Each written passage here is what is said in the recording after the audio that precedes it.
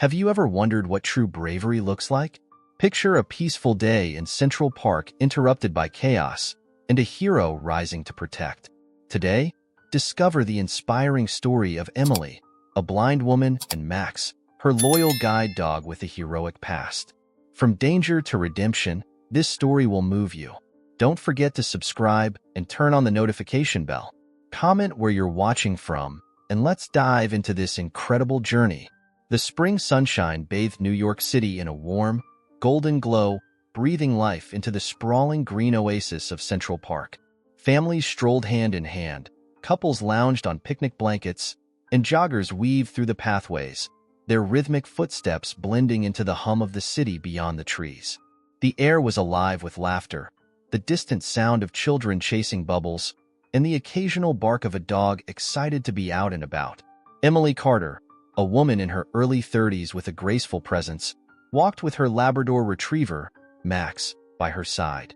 Her chestnut hair was tied back in a loose braid, and her hand firmly held the leather harness that connected her to Max. Emily was blind, but her confidence as she navigated the park was unshakable. With every step, Max, her loyal guide dog, ensured her path was safe. The two moved in harmony, Max's black coat gleaming in the sunlight, his intelligent amber eyes scanning for obstacles. "Good boy, Max," Emily said softly as they approached a busy crosswalk in the park. She knelt down for a moment to scratch behind his ears, smiling as Max wagged his tail in response. Nearby, an older couple paused their walk to admire the duo. "That's incredible," the woman whispered to her husband. "Look at how he takes care of her." Emily couldn't see their approving glances, but she was used to the warmth her partnership with Max elicited from strangers. For Emily, Max was more than a guide. He was her protector, her confidant, and her lifeline in a city that could feel overwhelming even to those with sight. As they walked further into the park, Emily heard the soft rustling of leaves overhead and the distant strum of a street performer's guitar. She breathed in the scent of blooming flowers and freshly cut grass, a reminder of why she loved these walks. It wasn't just the exercise. It was the sense of normalcy, the feeling of being a part of the bustling world around her, even if she experienced it differently. "Okay, Max, find the bench," she instructed. Max responded immediately, gently guiding her toward an empty bench beneath a towering oak tree. Emily reached out with her free hand, her fingers brushing the cool, worn wood of the bench. She sat down, letting Max rest at her feet. For a few moments, everything was perfect. The park's lively chatter mixed with nature's symphony, creating a soothing backdrop for Emily's thoughts. She reached into her bag and pulled out a small notebook. Though she couldn't see it, writing helped her process her emotions. Her pen moved across the page in neat, practiced lines, guided by raised bumps that only she could feel. But just as she began to lose herself in her writing, a distant, irregular noise interrupted her concentration. It was the distinct growl of a motorcycle engine, growing louder as it drew closer. Emily's brow furrowed. "Is that a motorcycle?" she murmured, more to herself than to Max. The sound grew louder, startling nearby birds into flight.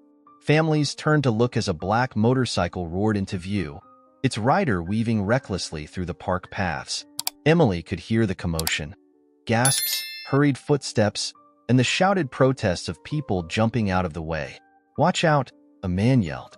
Emily's grip tightened on Max's harness. "Max, what's going on?" she asked, her voice edged with uncertainty. She couldn't see the chaos unfolding, but she could feel the tension in the air, the energy shift in the people around her. Max stood alert, his body tensing as he positioned himself protectively in front of Emily. For the first time that afternoon, Emily felt a flicker of unease creep into her otherwise peaceful day. The once peaceful atmosphere of Central Park had shifted into chaos as the sound of the roaring motorcycle echoed through the park's winding paths. The machine tore through the greenery, weaving dangerously close to joggers and scattering flocks of pigeons. It was as if the park, moments ago a haven of tranquility, had become the scene of an adrenaline-fueled disruption. Jake Harrison, the man behind the handlebars, was dressed in a leather jacket and dark jeans, his face partially obscured by a helmet with a tinted visor. His reckless movements betrayed a mix of thrill-seeking arrogance and disregard for the rules. As he sped through the park, he shouted at pedestrians to get out of his way. "Move it, people! Coming through!" His voice boomed, sharp and dismissive. Families pulled their children closer, and cyclists swerved off the paths to avoid collision. A young mother, clutching her toddler, shouted after him, "This isn't a racetrack." Jake didn't care. To him, it was just another stunt, another way to feel alive in a city that often dulled the senses. But what he didn't notice, or didn't care to acknowledge, was the trail of fear and frustration he left in his wake. Emily sat on the bench, gripping Max's harness tightly. Though she couldn't see the commotion, the sharp growl of the engine and the shouts of alarm from bystanders painted a vivid picture in her mind. Max, ever vigilant, let out a low growl, his body taut as he stood between Emily and the approaching danger. "What is it, Max?" Emily asked, her voice rising slightly in concern. The tension in her guide dog was palpable, his usually calm demeanor replaced by an alertness that made Emily's stomach twist. The motorcycle roared closer, and Emily could hear it now, far too close for comfort. She turned her head in the direction of the noise, her grip tightening on Max's harness as if the connection between them could anchor her amidst the chaos. Jake's bike skidded to a halt a few yards away from Emily's bench, the tires kicking up a spray of loose gravel. He pulled off his helmet, revealing tousled brown hair and a smirk that didn't quite match the nervous energy now rippling through the park. "Relax, folks," he called out to the gawking crowd. "It's just a little fun. No harm done." The crowd wasn't buying it. Angry murmurs rippled through the onlookers, and a man in running gear stepped forward. "You call this fun? You could have hurt someone." Jake shrugged nonchalantly, tossing his helmet onto the handlebars. "No one's hurt, right? So calm down." Meanwhile, Max remained fixed in place, his focus unwavering as he stood guard over Emily. She felt his movements through the harness, his protective stance an unspoken warning to the man now dismounting his bike. "Excuse me," Emily said loudly, her voice steady despite the rising tension. "What's going on?" Jake turned toward her, his smirk fading slightly as he noticed the Labrador at her feet and the white cane resting against the bench. "Oh, great," he muttered under his breath. He wasn't prepared for this, a woman who couldn't see, yet still radiated an aura of composure that challenged his bravado. "Hey, lady, everything's fine," he said, waving dismissively, forgetting momentarily that she couldn't see the gesture. "Just a little misunderstanding." Emily tilted her head, her lips tightening. "It doesn't sound fine," she replied, her tone sharp. "People are shouting, and my dog is tense." "What did you do?" The murmurs in the crowd grew louder, emboldened by Emily's calm yet pointed questioning. Jake glanced around, sensing the growing hostility. He stepped back toward his bike as if to retreat, but his carelessness had already set a chain of events into motion. Suddenly, Max barked, a deep, commanding sound that silenced the crowd. The tension in his body communicated a clear message. This wasn't over. Emily's heart raced as she reached down to reassure him, her fingers brushing his soft fur. "What's going on?" she asked again, this time with an edge of urgency. Jake, feeling the pressure, snapped, "Look, lady, keep your dog under control. I didn't do anything." But the crowd wasn't buying his excuses, and neither was Max. Emily, though blind to the unfolding scene, could sense the weight of eyes on her, on Max, and on the man whose recklessness had shattered the peace of the day. Jake's frustration with the growing crowd was evident in his posture. Shoulders squared, hands twitching as if itching to grab his helmet and bolt. But his sharp words toward Emily had only amplified the tension in the air. A few steps closer to his bike, he moved without a care for the Labrador standing protectively before Emily. Max, sensing the danger, stepped forward, his body tense and firm as he blocked Jake's path. His eyes locked onto the man's movements, and a low growl rumbled from deep in his chest. It wasn't aggression but a warning, clear and deliberate. "Max," Emily said softly, reaching down to touch the top of his head. "Easy, boy." Jake rolled his eyes, letting out an exaggerated sigh. "What's the deal with this dog?" He turned to Emily, his voice tinged with impatience. I told you, I'm not doing anything. Call your dog off. You must have done something to upset him, Emily replied, her calm voice cutting through the mounting tension. Max doesn't act this way unless there's a reason. The crowd murmured their agreement, the tide of opinion clearly against Jake. A young man holding his phone stepped closer, recording the entire interaction. Maybe you should take responsibility for your actions instead of blaming a dog, he said. Jake glared at him but said nothing, choosing instead to focus on Emily. Lady, I'm just trying to leave, okay? I don't have time for this. Max, however, wasn't moving. Standing firm, his tail low and his ears pinned back slightly, he refused to let Jake take another step. Emily felt his tension through the harness and knew that her guide dog was on high alert. Max, she said again, her tone firmer this time. What's going on? Before she could process the situation further, Jake made a poor choice. Frustrated and unwilling to back down in front of the crowd, he stepped forward with the intention of pushing past Max. But instead of simply brushing by, he lashed out, his foot connecting with Max's side in a swift, thoughtless kick. The collective gasp from the crowd was deafening. Hey, a woman yelled. You can't do that. Emily froze, her mind racing to catch up with what had just happened. She felt Max flinch through the harness and heard his sharp yelp, a sound that pierced her heart. Without thinking, she stood, her fingers tightening around the handle of the harness. What did you just do? Emily demanded, her voice trembling with equal parts shock and anger. Jake raised his hands defensively. It wasn't a big deal, okay? He was in my way. I didn't hurt him. You kicked him, someone in the crowd shouted. We all saw it. Max, though clearly shaken, didn't back down. His body remained between Emily and Jake, his steady stance a testament to his loyalty.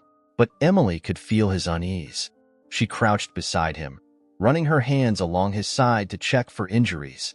Her heart broke at the way Max leaned into her touch, seeking comfort. Max, I'm so sorry, she whispered, her voice thick with emotion.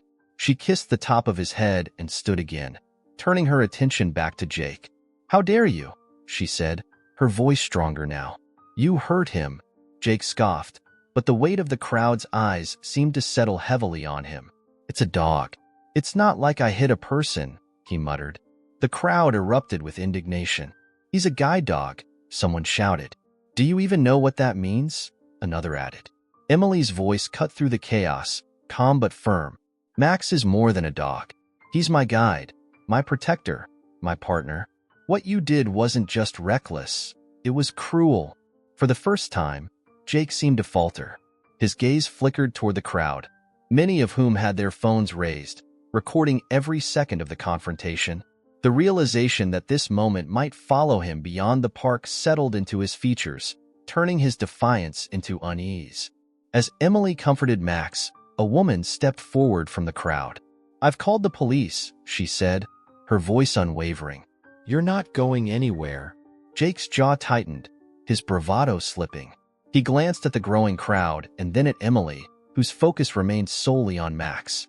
The tension in the air was palpable, and though Jake didn't know it yet, this incident was far from over. As the crowd pressed closer, their murmurs and accusations filling the air, Jake shifted uncomfortably. The weight of their anger seemed to seep into his defiant stance.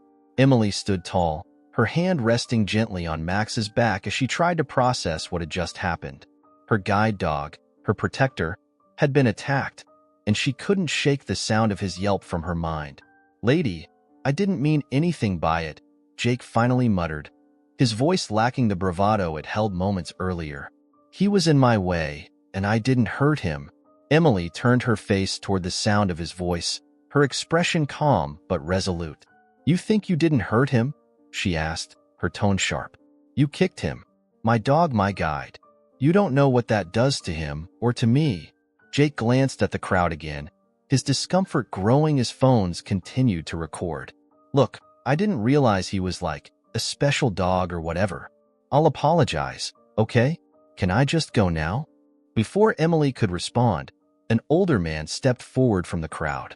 Dressed in an NYPD jacket, he fixed Jake with a stern gaze. No, "You can't just go," he said. "Do you even know what you've done? That's a service animal. Assaulting one is a crime in this state." Jake's face paled slightly, his eyes darting toward his bike. "A crime? Are you serious? It was just a dog." The officer took a step closer. "It's not just a dog. That animal is this woman's lifeline. You might not understand what that means, but the law does." The tension in the air was thick, and Emily could feel the shift. She crouched down beside Max again, her fingers running over his body to ensure he wasn't seriously hurt. "Max," she whispered, her voice trembling slightly. "Are you okay, buddy?" Max leaned into her touch, his tail giving a weak wag. It was enough to reassure Emily that he wasn't in immediate pain, but she could feel the tremor in his muscles, an emotional wound that went deeper than the physical. Suddenly, Jake's frustration boiled over. "This is ridiculous," he snapped, throwing his arms up. "You all act like I ran someone over. It's a dog. You can't expect me to treat it like some untouchable saint just because it's wearing a harness." The officer's expression darkened, and he gestured for Jake to step away from the bike. "You've said enough," he warned. "Stay right where you are." The crowd murmured in agreement, a chorus of indignation and support for Emily and Max. A young woman holding a toddler stepped closer, her voice trembling with anger. "You're the one who came tearing through a park full of families," she said. "You're lucky no one else got hurt. And now you've attacked her dog? You should be ashamed." Jake opened his mouth to argue, but the officer cut him off. "I've called for backup," he said, his tone final. "You're staying here until they arrive." Emily stood slowly, one hand on Max's harness as she turned her attention to Jake. "Do you even realize what Max does for me?" she asked, her voice steady but heavy with emotion. "He guides me through a world I can't see. He protects me from dangers I might not even know are there. And you," her voice caught for a moment, "you kicked him like he was nothing." Jake shifted uncomfortably, the weight of her words finally seeming to land. "I didn't mean," he started, but Emily interrupted. "You didn't mean to," she said, her tone cutting. "That doesn't make it okay. Your actions have consequences. For him, for me, and for you." The crowd murmured again, their sympathy firmly with Emily. As the officer moved to secure the scene, Jake stood silent, his bravado fully drained. Emily crouched down once more to comfort Max, her voice soft now as she reassured him. "You're so brave, Max," she whispered. "We'll get through this. I promise." The sound of distant sirens cut through the tense air, signaling that the authorities were on their way. Jake shifted nervously, his earlier arrogance replaced by a dawning realization of the seriousness of his actions.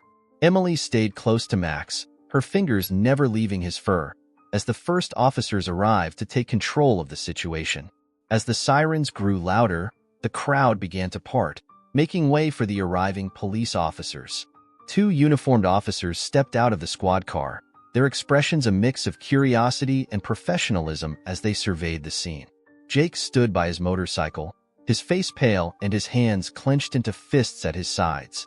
Emily remained close to Max, her hand resting gently on his head, offering him the comfort he had always given her. One of the officers, a middle-aged woman with a no-nonsense demeanor, approached Emily. Her badge read, Sergeant Rodriguez. She crouched down slightly to address her. "Ma'am, my name is Sergeant Rodriguez. Are you okay? And is your dog hurt?" Emily turned her face toward the officer's voice, her expression calm but tinged with exhaustion. "Max seems shaken, but I think he's okay. I'm more concerned about what this might do to him emotionally. He's not just a dog. He's my guide."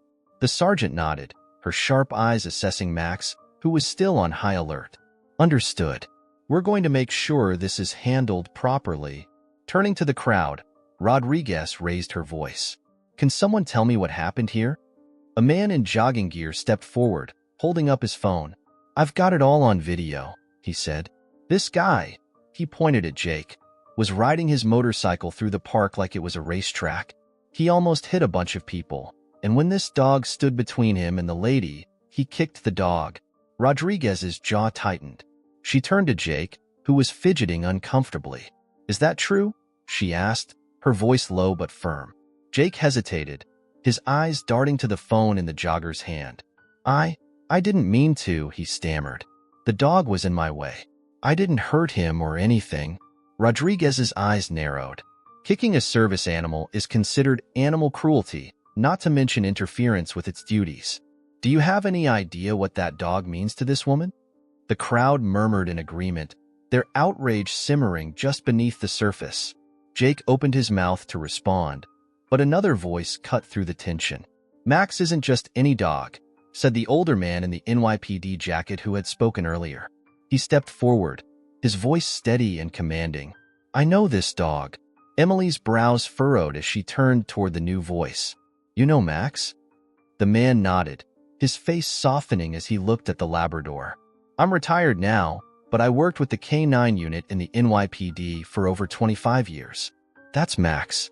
Or at least, that's what we called him when he was with us. The crowd fell silent, the revelation hanging in the air. Emily's hand tightened on Max's harness. He was a police dog, she asked, her voice barely above a whisper. The man nodded again. Yeah, Max was one of the best. He worked with us in narcotics, search and rescue, you name it. He even saved a kid from a burning building once.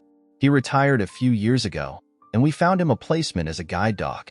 I never thought I'd see him again, but there's no mistaking that face. The murmurs in the crowd grew louder, this time filled with admiration and awe. Emily knelt beside Max, running her hand along his back as if seeing him in a new light. I knew he was special, she said softly, but I didn't know just how much.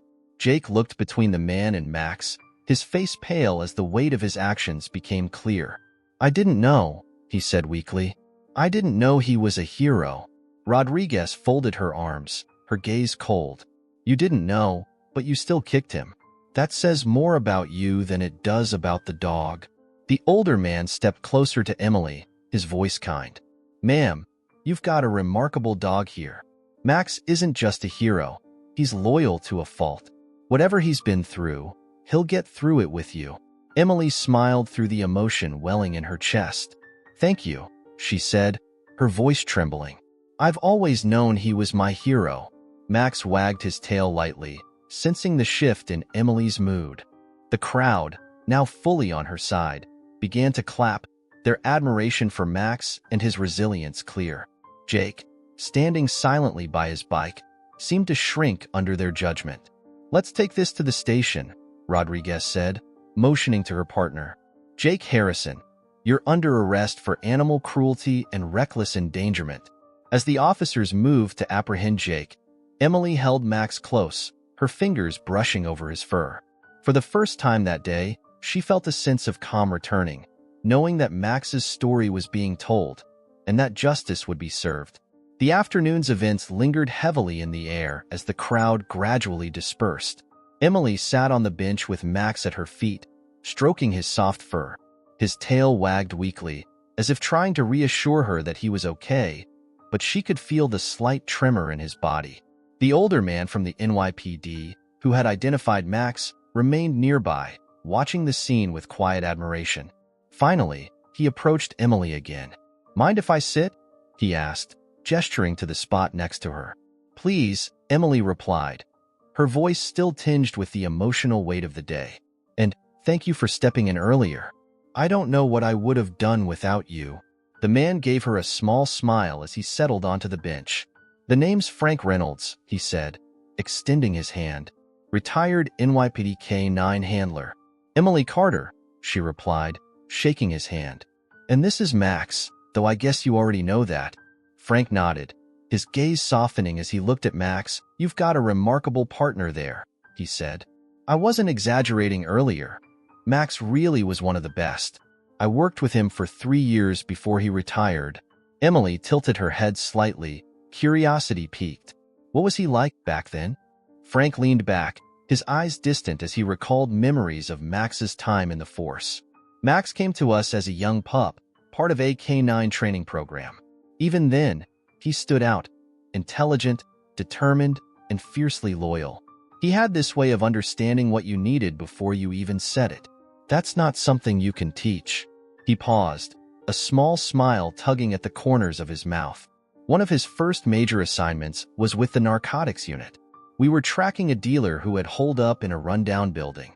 Max sniffed him out in minutes, but what I'll never forget is how calm he stayed, even when things got dangerous. He had this presence, like he knew his job was to protect us, no matter what. Emily listened intently, her hand never leaving Max's fur. He still has that presence, she said softly. Even today, when that man kicked him, he didn't back down. He just stood there, protecting me. Frank nodded. That's Max. But his biggest moment came during a fire rescue. A kid was trapped on the 3rd floor of a burning building, and we couldn't get to him fast enough. Max went in, no hesitation. He found the boy, guided him to safety, and made it out just before the building collapsed. That day, he became a legend in the department. Emily felt a lump form in her throat as she looked down at Max. I had no idea he'd done so much. I mean, I knew he was special, but I didn't realize he'd saved lives. He's saved more than he'll ever know, Frank said. But when he got older, it was clear he needed to retire. Canine work is demanding, and we didn't want to push him past his limits. So we found him a new role as a guide dog. I'll admit, I wasn't sure how he'd adjust, but seeing him with you now, he smiled. It's obvious he found his perfect match. Emily felt tears prick at the corners of her eyes. He's changed my life, she said, her voice trembling. I lost my sight after an accident 5 years ago. It felt like my world had collapsed, like I'd never find independence again. And then Max came into my life. He gave me back my freedom. Frank reached out and patted Max gently on the head. And you gave him a purpose. That's the beauty of dogs like Max. They don't just work for us. They bond with us. They live for that connection. The two sat in silence for a moment, the weight of Max's story sinking in. Emily looked down at her faithful companion, who now rested his head on her foot, his amber eyes half closed. Thank you for telling me, she said, breaking the silence. I think I needed to hear that today. Frank smiled, standing up. Anytime. And if you ever need anything, questions about Max, support, anything, you call me. He handed her a card. Take care of each other. Emily nodded, slipping the card into her pocket. As Frank walked away, she leaned down and kissed the top of Max's head. You really are my hero, she whispered. Max's tail thumped gently against the ground, a quiet acknowledgement of the bond they shared. And in that moment, Emily knew that, no matter what challenges lay ahead, they would face them together, just as they always had. The next morning, Emily awoke to the familiar sensation of Max's warm presence at the foot of her bed. He stirred slightly, his ears twitching as the sounds of the bustling city filtered in through the window. Though Emily felt the comfort of his companionship, the events of the previous day weighed heavily on her mind. She reached down to stroke his fur, her fingers grazing the spot where Jake's careless kick had landed. You doing okay, Max? She murmured. Max let out a soft huff, leaning into her hand as if to reassure her. But she could sense that something was different. His usual vibrancy, the eager energy that drove him to work every day, seemed muted. Emily sighed, slipping her feet to the floor and reaching for her cane. Come on, boy. Let's get some breakfast. As they moved through the apartment, Emily couldn't shake the feeling of unease. Max walked beside her as he always did, but his steps lacked their usual confidence. He seemed hesitant, pausing briefly at doorways as if unsure of his surroundings. It was subtle, but to Emily, it was like a flashing neon sign. After breakfast, her phone buzzed incessantly with notifications. Emily wasn't one to keep up with social media, but she'd been warned by friends that the incident in Central Park had gone viral.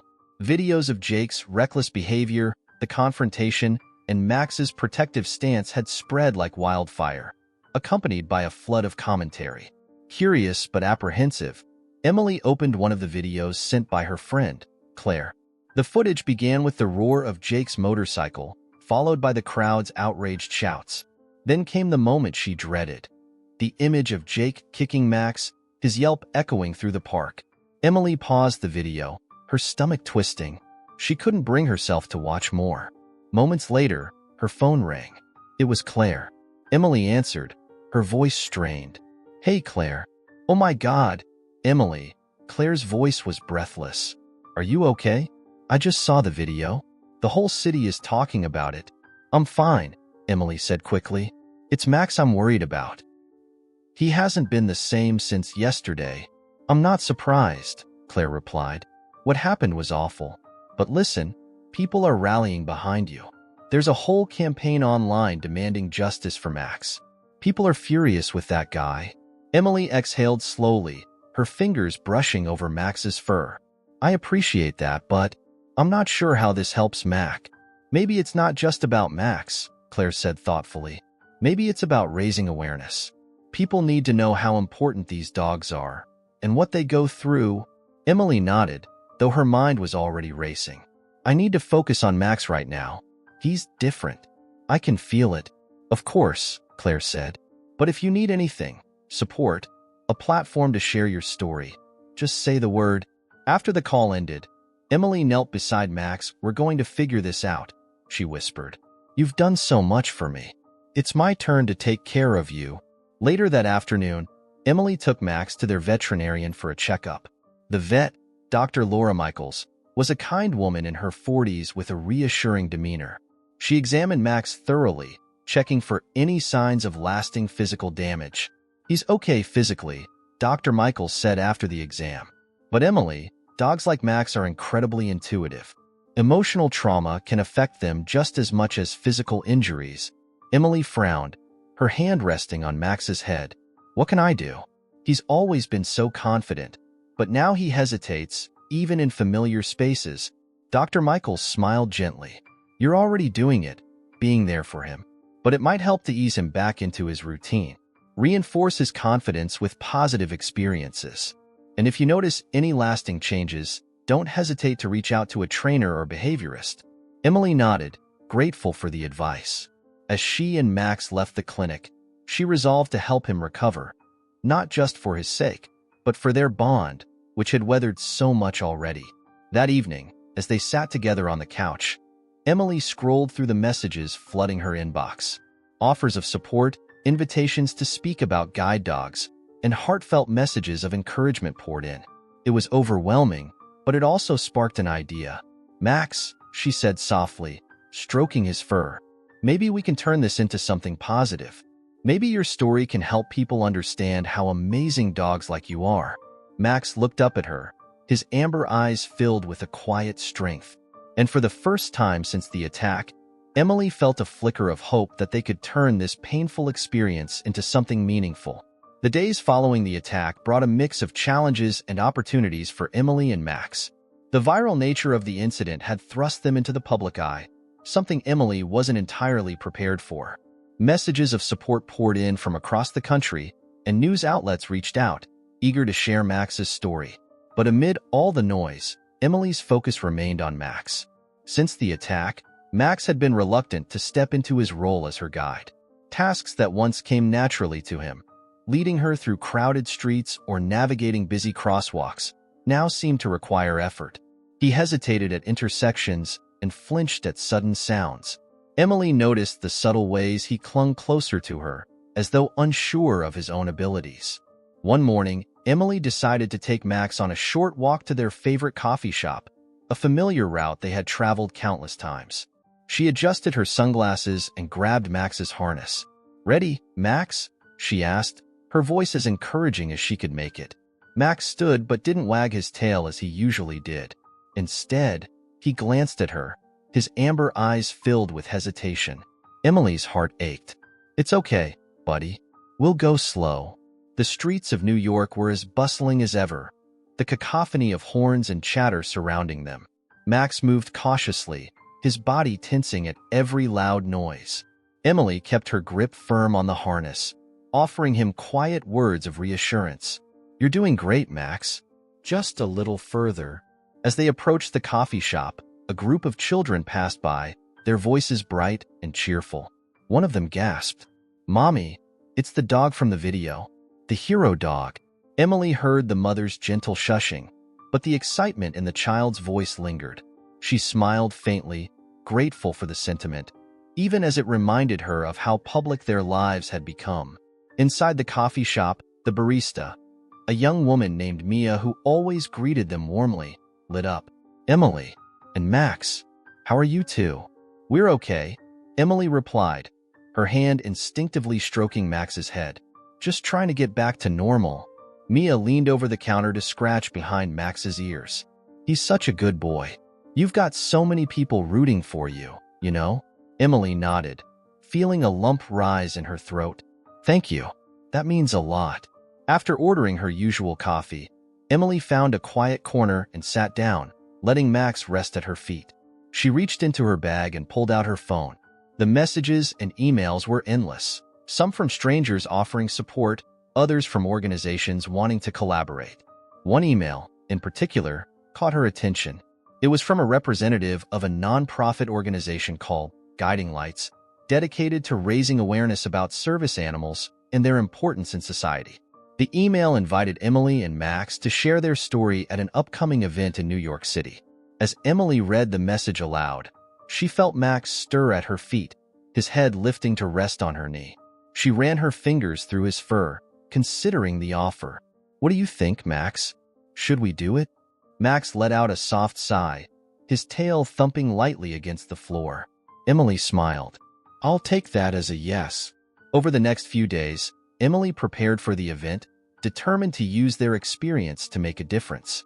She worked on her speech, weaving in stories about Max's bravery, his past as a K-9 officer, and how he had transformed her life. She also spoke candidly about the challenges they now faced, hoping to shed light on the emotional toll such incidents could take on service animals. The day of the event arrived, and Emily stood backstage, Max by her side. The room beyond buzzed with anticipation, filled with advocates, dog trainers, and families eager to learn more about service animals. Emily knelt down to Max, her hand resting gently on his head. We've got this, Max, she whispered, just like we always do. When it was time, Emily took a deep breath and stepped onto the stage, Max walking steadily beside her. The applause was immediate, a wave of support that washed over them. Emily felt a surge of confidence as she began to speak, sharing their story with honesty and heart. By the time she finished, there wasn't a dry eye in the room.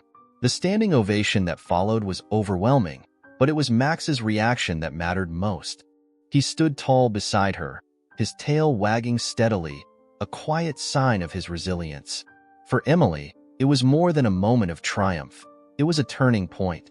She realized that while the attack had shaken them both, it had also opened a door to something greater. Together, she and Max could inspire change, educate others, and show the world the incredible bond between a guide dog and their handler. While Emily and Max were finding their path forward, Jake Harrison was on a very different journey. His arrest and the viral nature of the Central Park incident had shattered his world. News outlets ran the story for days, painting him as reckless and cruel. Social media exploded with anger, and the video of him kicking Max was replayed countless times. Jake's face, once anonymous in the crowd of millions in New York City, was now known to thousands, if not millions, for all the wrong reasons. Jake had been released on bail shortly after his arrest, but the consequences of his actions were far from over.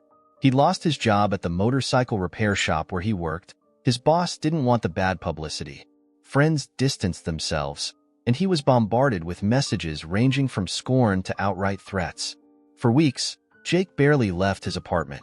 The weight of his actions and their impact on his life began to sink in. The guilt over what he'd done to Max gnawed at him, especially after learning about Max's heroic past. One night, unable to sleep, Jake found himself watching videos of police K-9 units and service dogs in action. He saw how these animals saved lives, provided independence to people with disabilities, and formed unbreakable bonds with their handlers. The more he learned, the heavier his guilt became. Jake realized that his reckless behavior had hurt not just Max but also Emily, a woman who depended on her dog in ways he had never understood before. One morning, after weeks of reflection, Jake decided to do something about it. He reached out to an organization that worked with shelter animals and service dogs, asking if he could volunteer. The response was cautious. They had seen the video and were aware of his reputation, but they agreed to give him a chance. Jake's first day at the shelter was humbling. He was tasked with cleaning kennels, feeding the dogs, and helping with their daily care. The shelter manager, A no-nonsense woman named Carol watched him closely, skeptical of his intentions. "Don't think this is some quick fix," Carol told him sternly on his first day. "If you're here to clear your name, don't bother. These dogs don't care about your reputation. They care about consistency and kindness. Prove you're worth their trust." Jake nodded, her words cutting deeper than he expected. He spent hours at the shelter, learning the stories of the dogs who had been abandoned, mistreated, or misunderstood. Slowly, he began to form connections with them. One dog in particular, a timid German shepherd named Riley, seemed to sense Jake's inner turmoil. Riley had been rescued from a neglectful home and was wary of new people. But over time, Jake's patience and quiet persistence won him over. As Jake worked with Riley, he began to understand what it meant to earn trust. He saw the parallels between Riley's guarded demeanor and Max's bravery in Central Park. For the first time, he truly understood the depth of his mistake. Jake knew that volunteering at the shelter was only the beginning. He needed to make amends with Emily and Max directly. After weeks of deliberation, he reached out to one of the officers who had been present during his arrest, asking for help in contacting Emily. The officer was hesitant, but eventually agreed to pass along Jake's request. Emily was initially wary when she received the message. She wasn't sure she wanted to see Jake again, let alone hear his apology. But after some reflection, in a conversation with Claire, she decided to give him a chance. The meeting took place at the shelter where Jake now volunteered. Emily arrived with Max by her side, her posture tense but composed. Jake was waiting for them in a quiet room, his hands nervously fidgeting as they entered. "Emily," he began, his voice unsteady. "Thank you for coming. I know I don't deserve it." Emily took a deep breath. "Why did you ask me here?" Jake swallowed hard, his eyes flickering to Max, who stood calmly at her side. "I needed to apologize, not just for what I did to Max, but for everything. My behavior was reckless and selfish, and I didn't think about how my actions could hurt others. I've spent the last few weeks trying to understand, trying to be better." Emily's expression softened slightly. "What have you been doing?" "I've been volunteering here," Jake said, motioning to the shelter, "working with the dogs. I know it doesn't erase what I did, but it's helped me understand. Dogs like Max, they're not just pets. They're partners, heroes. And I'm so sorry for the pain I caused you both." Emily was quiet for a moment, her hand resting on Max's head. "Words are easy," she said finally. "What matters is what you do with them." Jake nodded. "I know. That's why I'm here. I don't expect forgiveness, but I want you to know that I'm trying to make things right." The room fell silent as Emily considered his words. Max, as if sensing the importance of the moment, stepped forward and sniffed Jake's hand. Jake froze, his breath hitching as the dog he had once hurt now showed a small gesture of trust. Emily exhaled slowly. "Actions speak louder than words, Jake. If you're serious about this, then keep doing the work. Maybe one day, you'll earn forgiveness." Jake nodded, his eyes misting with gratitude. "Thank you," he said, his voice breaking. "I won't let you down." As Emily and Max left the shelter, she felt a glimmer of hope. Not just for Jake, but for the idea that even the most flawed people could change if they were willing to do the hard work. The weeks following Emily and Max's meeting with Jake were a turning point for all involved. Emily found herself inspired by how the story had unfolded, not just the attack, but the ripple effect it had created. It wasn't just about the harm done. It was about healing, education, and advocacy. Max, too, began to show signs of returning to his old self. With gentle encouragement, consistent routines, and lots of positive reinforcement, he regained the confidence he had momentarily lost. The small victories, his eager wagging tail, the way he trotted confidently beside Emily, his readiness to guide her, were a testament to his resilience. One sunny afternoon, Emily decided to take Max back to Central Park, the place where their lives had changed forever. As they strolled along the familiar paths, she reflected on everything that had happened. The park was bustling with life again, a mix of joggers, families, and couples enjoying the warmth of the season. They reached the oak tree where Emily and Max had been sitting the day of the incident. She sat on the same bench, running her hand over the worn wood, and smiled softly. "We've come full circle," Haven't we, Max? Max sat beside her, his amber eyes scanning the park with quiet vigilance. His posture was calm but alert, embodying the steadfast protector he had always been. Emily reached down to scratch behind his ears, her heart swelling with gratitude. As they sat there, a small group approached, a family with 2 young children. The mother hesitated before speaking. "Excuse me," she said gently. "Are you Emily and Max?" Emily turned toward the voice, smiling. "Yes, we are." The woman crouched to Max's level, her children watching in awe. "We just wanted to say thank you. My son has a service dog, and your story really moved us. It reminded us how incredible these animals are." Emily felt a lump in her throat. "Thank you for saying that," she replied. "Max is more than a guide. He's my partner. He's given me so much, and if our story can help others see how amazing these dogs are, then it's worth it." The little boy stepped forward, his small hand reaching out to gently touch Max's fur. "You're a hero," he said softly. Max, ever patient, wagged his tail in response. As the family moved on, Emily realized just how much of an impact their story had made. What had once been a deeply painful experience had transformed into something meaningful, a chance to educate, inspire, and bring people together. The ripple effects extended beyond the park. Jake had continued volunteering at the shelter, earning the trust of the staff and the animals he worked with. His growing connection with Riley, the timid German shepherd, became a symbol of his commitment to change. Jake even reached out to local schools, offering to speak about the importance of respecting animals and the role they played in society. Emily, too, found herself drawn to advocacy. She partnered with Guiding Lights, the organization that had reached out to her, and began speaking at events across the city. Her talks weren't just about Max. They were about the broader significance of service animals and the need for greater understanding and respect. One evening, Emily was invited to a major event hosted by Guiding Lights. The room was packed with people, trainers, advocates, and those whose lives had been changed by service animals. As Emily took the stage, Max at her side, she felt a sense of purpose that was both humbling and empowering. She shared their story, from the day Max came into her life to the challenges they had faced together. She spoke of resilience, the bond between humans and animals, and the lessons she had learned from Max's unwavering loyalty. By the time she finished, the room erupted in applause. As Emily left the stage, she felt Max lean against her leg, his presence grounding her. She knelt down, wrapping her arms around him. "You did it, Max," she whispered. "You turned something painful into something beautiful." The event marked the beginning of a new chapter for Emily and Max together. They continued their journey, not just as a guide and handler, but as advocates for change. Their story became a beacon of hope, a reminder that even in the face of adversity, healing and growth were possible. Back in Central Park one evening, Emily and Max walked the familiar paths as the sun set, casting a golden glow over the city. As they passed the oak tree, Emily paused, her fingers brushing the bark. "We've come a long way, haven't we, Max?" she said softly. Max wagged his tail, his amber eyes meeting hers. In that moment, it was clear.